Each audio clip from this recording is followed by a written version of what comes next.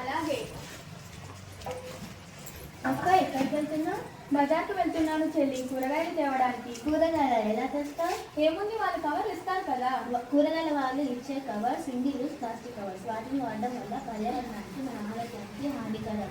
అలాగే అవి నేలలోకి నీటిని ఇంకనివ్వవు, మొక్కలను పెరగనివ్వవు. వాటిని తినడం వల్ల పశువులు చనిపోతాయి. అలాగా, మరి ఎలా? జెడ్పీహెచ్ఎస్ సింహంపేట హై స్కూల్కి గ్రీన్ క్లబ్ వాళ్ళు వచ్చారు. వారు మాకు ఈ చేతి సంచిని ఇచ్చారు. అవునా? అవును, ఇప్పటి నుండి ఈ సంచులని వాడుదాం, పర్యావరణాన్ని కాపాడుదాం. అలాగే, నేను వీటిని ఉపయోగిస్తాను, నా మిత్రులకు కూడా చెప్తాను. ఇంకా గ్రీన్ క్లబ్ వారు ఏం చెప్తారు? సింగిల్ యూజ్ ప్లాస్టిక్ కవర్లను వాడరాదు.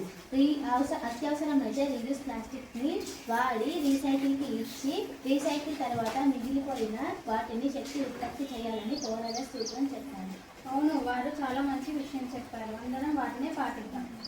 అవును, చేతి సంచి పర్యావరణానికి మంచి.